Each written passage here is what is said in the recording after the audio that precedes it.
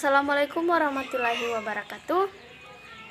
Pertama-tama marilah kita panjatkan puja dan puji syukur atas kehadirat Allah Subhanahu wa taala karena berkat rahmat dan hidayahnya sehingga pada kesempatan ini kita masih diberikan kekuatan dan kemampuan dalam menyelesaikan tugas dari mata kuliah manajemen proyek.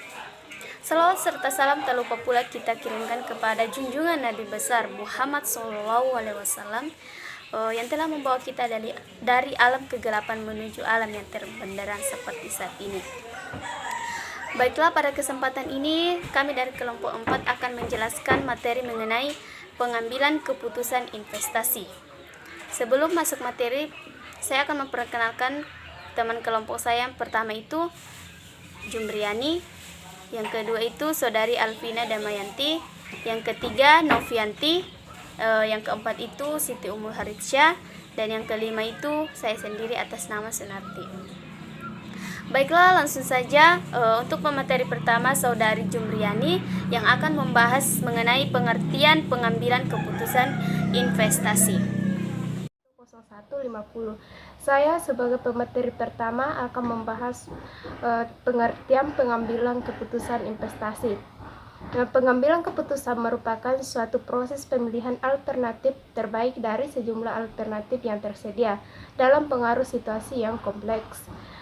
Pengambilan keputusan investasi akan sangat dipengaruhi informasi yang diterima, juga tingkat kemampuan dan pengetahuan investor tentang investasi. Keputusan investasi adalah sebuah tindakan yang dilakukan oleh manajer keuangan dalam mengalokasikan sejumlah dana ke dalam bentuk investasi.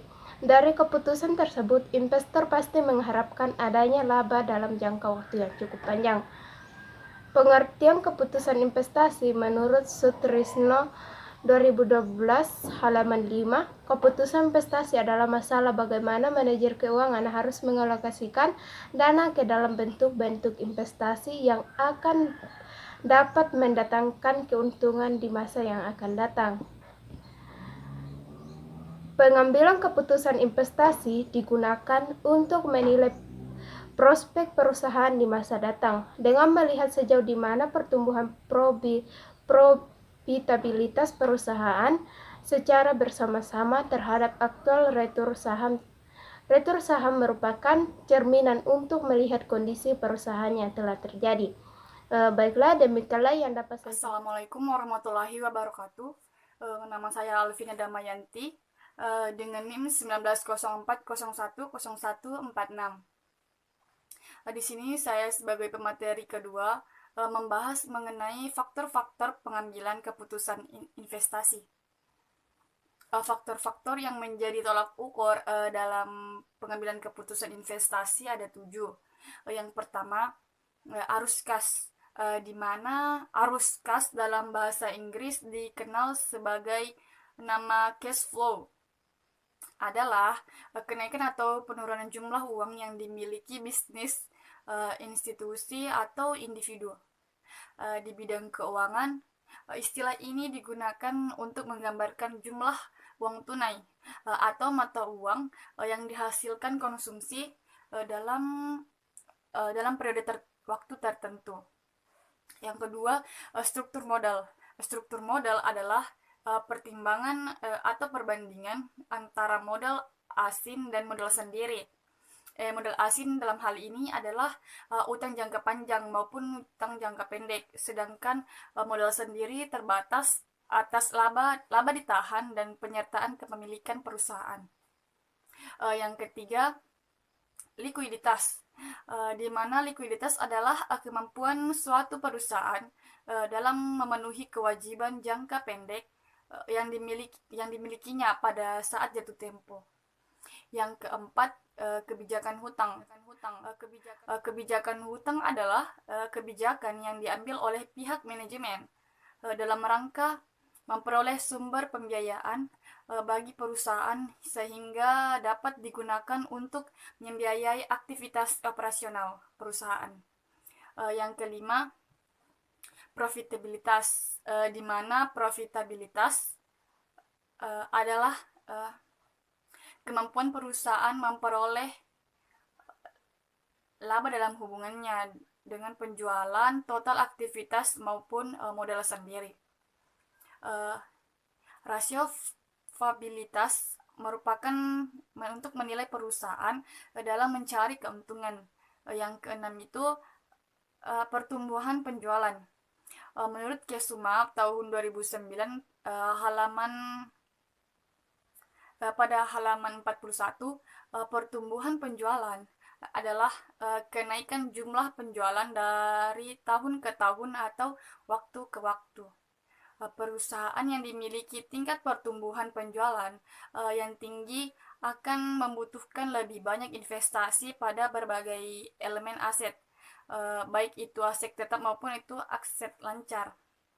Yang terakhir atau ketujuh, kesempatan investasi, di mana kesempatan investasi adalah disebut dengan IOS, merupakan beberapa luas atau besarannya perusahaan dalam hal investasi. Kesempatan investasi adalah disebut dengan IOS, merupakan beberapa luas atau besarannya perusahaan dalam hal investasi.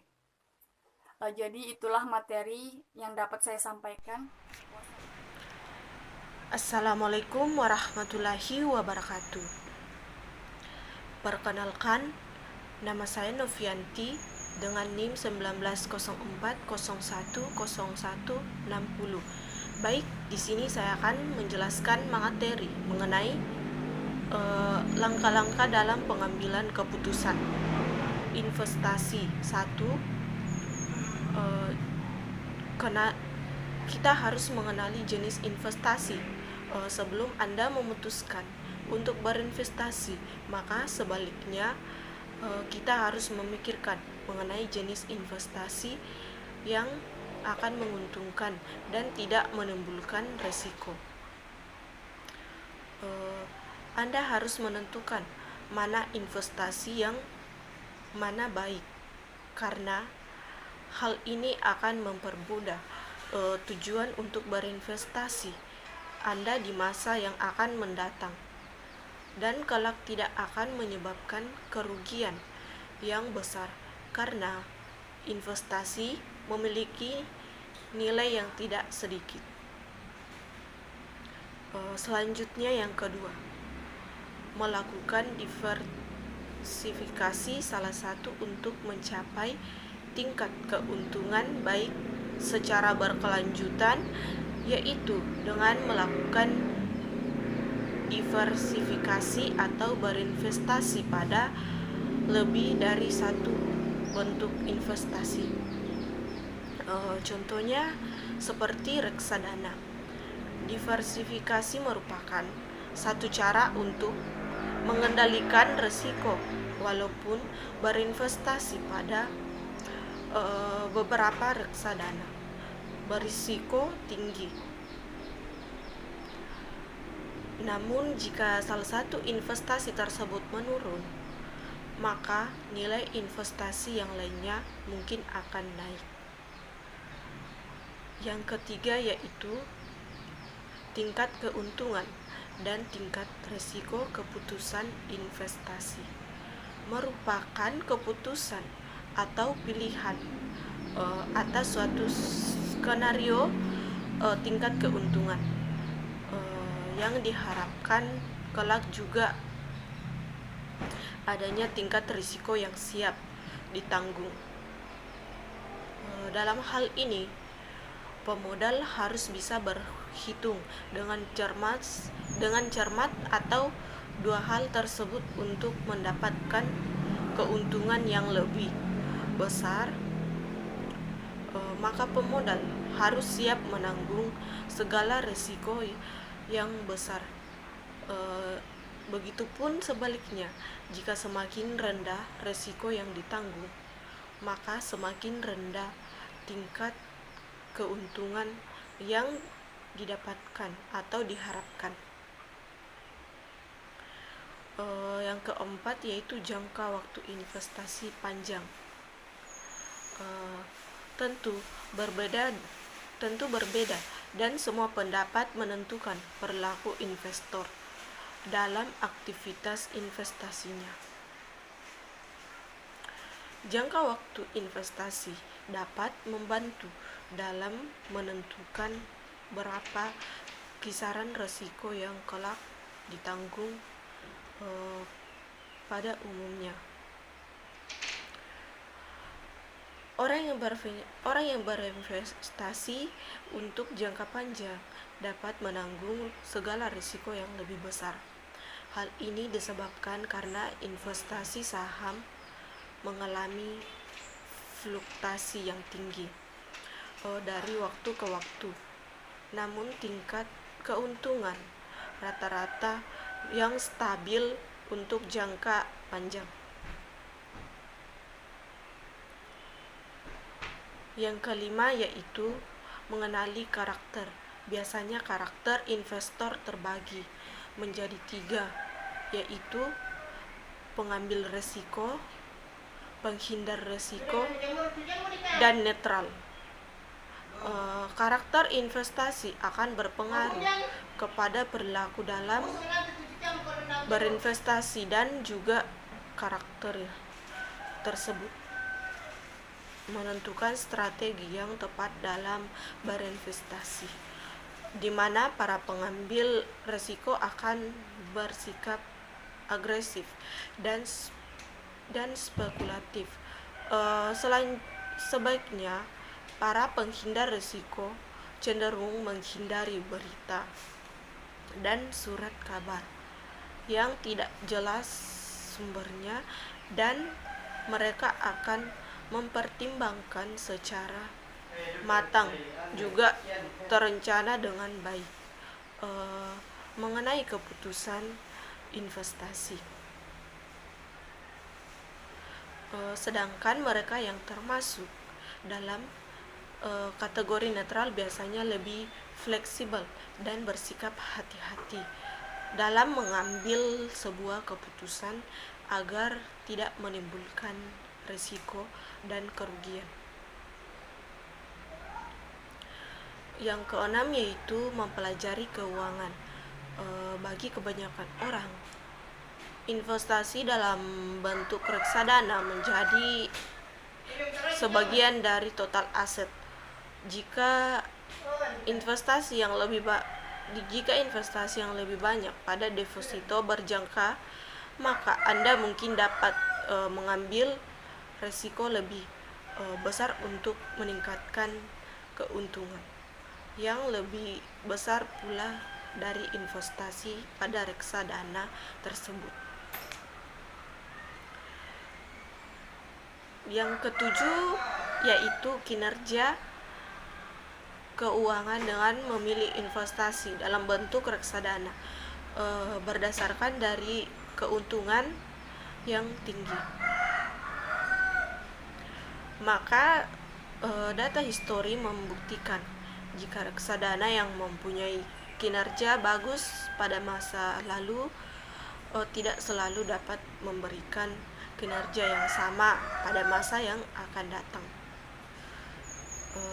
Yaitu kinerja masa lalu hanya menunjukkan bagaimana seseorang berinvestasi dengan mencapai tujuannya.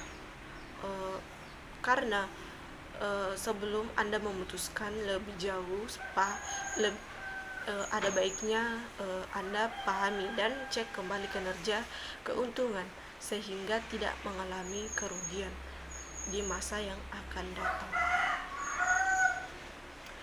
Selanjutnya yang ke-8 yaitu masalah pendapatan lain. Dalam memilih investasi dalam bentuk apapun, tentu Anda tidak ingin hanya mendapatkan keuntungan dari major investasi saja, melainkan adanya tambahan profit dalam bentuk lainnya. Contohnya yaitu investasi rumah. Selain rumah bisa dijual, selain itu juga bisa disewakan. Dari hal itu maka Anda bisa mendapatkan keuntungan lain dari keuntungan utama. apabila rumah tersebut tidak laku atau lama dalam hal penjualannya. Sekian materi yang saya jelaskan. Assalamualaikum warahmatullahi wabarakatuh. Saya Siti Umaharcia dengan NIM 190400168. Baik, saya di sini sebagai materi keempat, yaitu membahas tentang cara pengambilan keputusan investasi. Nah, proses keputusan investasi terdiri dari 5 tahap.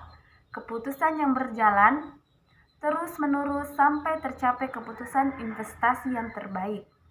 Nah, berikut langkah atau tahapan pada proses keputusan investasi, yaitu yang pertama, penentuan tujuan investasi. Pada tahap ini, investor harus tahu apa tujuan mereka dalam berinvestasi, apakah itu jangka panjang atau pendek, risiko tinggi dengan potensi keuntungan yang tinggi atau risiko rendah tapi dengan keuntungan yang rendah. Selanjutnya yang kedua itu penentuan kebijakan investasi. Nah, tahapan ini dimulai dengan penentuan keputusan alokasi aset. Keputusan ini menyangkut pendistribusian dana yang dimiliki pada berbagai kelas aset yang tersedia seperti saham, obligasi, dan sekuritas luar negeri. Nah, selanjutnya yang ketiga itu pemilihan strategi portofolio. Nah, di sini ada 2 strategi portofolio yang bisa kita pilih, yaitu yang pertama itu strategi portofolio aktif yang meliputi kegiatan penggunaan informasi yang tersedia dan teknik-teknik peramalan secara aktif untuk mencari kombinasi portofolio yang lebih baik. Nah, yang kedua itu strategi portofolio pasif yang meliputi aktivitas informasi pada portofolio yang sering dengan kinerja indeks pasar. Selanjutnya yang keempat, pemilihan aset. Tahap selanjutnya adalah pemilihan aset-aset yang akan dimasukkan dalam portofolio. Nah, tahap ini memerlukan pengevaluasian setiap sekuritas yang ingin dimasukkan dalam portofolio. Nah, tujuan tahap ini adalah untuk mencari kombinasi portofolio yang efisien, yaitu portofolio yang menawarkan return diharapkan tertinggi dengan tingkat risiko tertentu, atau sebaiknya menawarkan sistem diharapkan tertentu dengan tingkat risiko terendah. Nah, yang terakhir itu yang kelima, pengukuran dan evaluasi kinerja portofolio. Nah, tahap ini bisa dikatakan sebagai tahap final dan penentuan apakah keputusan investasi sudah layak atau belum. Jika tahap pengukuran atau evaluasi kinerja telah dilewati dan ternyata hasilnya kurang baik, maka proses keputusan investasi harus dimulai lagi dari tahap pertama. Demikian seterusnya sampai dicapai keputusan investasi yang paling optimal. Kelebihan dan kelemahan masing-masing metode pengambilan keputusan investasi. Yang pertama itu metode payback period. Payback period adalah suatu metode dalam penentuan jangka waktu yang dibutuhkan dalam menutupi inisial investment dari suatu proyek dengan menggunakan cash inflow yang dihasilkan dari proyek tersebut. Kelebihan dari metode payback ini adalah yang pertama itu mudah dimengerti, yang kedua lebih mengutamakan investasi yang menghasilkan aliran kas yang lebih cepat, yang ketiga beranggapan bahwa semakin lama pengambilan semakin tinggi resikonya. Kemudian yang keempat, cukup akurat untuk mengukur nilai investasi yang diperbandingkan untuk beberapa kasus bagi pembuat keputusan. Kelemahan metode payback period ini adalah yang pertama itu mengabaikan nilai waktu daripada uang, time value of money. Yang kedua, mengabaikan penerimaan investasi atau proses setelah payback period tercapai. Kemudian yang kedua itu age rate of return. Metode ini menggunakan persentase keuntungan neto setelah pajak atas investasi awal atau rata-rata investasi awal. Data keuntungan dalam perhitungan ini diperoleh dari reporter accounting income atau laba dari pembukuan akuntansi. Kelebihan dari metode ini yang pertama itu sederhana dan mudah dimengerti. Yang kedua, metode ini menggunakan data akuntansi yang sudah tersedia sehingga tidak memerlukan perhitungan tambahan. Adapun kelemahannya, Yang pertama itu tidak memperhitungkan time value of money. Yang kedua, menitik beratkan pada laba akuntansi dan bukan pada kas dari investasi bersangkutan. Selanjutnya merupakan pendekatan jangka pendek dan menggunakan angka rata-rata yang dapat menyesatkan. Kemudian kurang memperhitungkan jangka waktu investasi. Kemudian yang ketiga itu rate of return. Kelebihan dari metode ini adalah yang pertama sederhana dan mudah dimengerti. Yang kedua, metode ini menggunakan data akuntansi yang sudah tersedia sehingga tidak memerlukan perhitungan tambahan. Selanjutnya kelemahannya, yang pertama tidak memperhitungkan time value of money. Kemudian yang kedua, menitik beratkan pada laba akuntansi dan bukan pada arus kas dari investasi bersangkutan. Yang ketiga, merupakan pendekatan jangka pendek dengan menggunakan angka rata-rata dapat menyesatkan. Yang keempat itu kurang memperhitungkan jangka waktu investasi. Kemudian selanjutnya 4. Net present value. Keuntungan dari metode net present value ini, yang pertama memperhatikan nilai waktu daripada uang, time value of money. Yang kedua, mengutamakan aliran kas yang lebih awal. Yang ketiga, tidak mengabaikan aliran kas selama periode proyek atau investasi. Kelemahannya, yang pertama memerlukan perhitungan cost of capital sebagai discount rate. Yang kedua, lebih sulit penerapannya daripada payback period. Selanjutnya yang kelima, internal rate of return. Kelebihan metode internal rate of return, yang pertama tidak mengakibatkan aliran kas selama periode proyek. Yang kedua, memperhitungkan nilai waktu daripada uang. Yang ketiga, mengutamakan aliran kas awal daripada aliran kas belakangan. Adapun kelemahannya, yang pertama itu memerlukan perhitungan COC atau cost of capital sebagai batas minimal dari nilai yang mungkin dicapai. Kemudian lebih sulit dalam melakukan perhitungan. Selanjutnya keenam, profitability. Kelebihannya yang pertama, memperhitungkan nilai waktu daripada uang, time value of money. Yang kedua, menentukan terlebih dahulu tingkat bunga yang akan digunakan konsisten dengan tujuan perusahaan, yaitu memaksimalkan kekayaan pemegang saham. Adapun kelemahannya, dapat memberikan panduan dan pilihan yang salah pada proyek yang mutually eksklusif yang memiliki unsur ekonomis dan skala yang berbeda. Mungkin cukup sekian materi yang dapat saya jelaskan. Kurang lebihnya mohon dimaafkan. Assalamualaikum warahmatullahi wabarakatuh.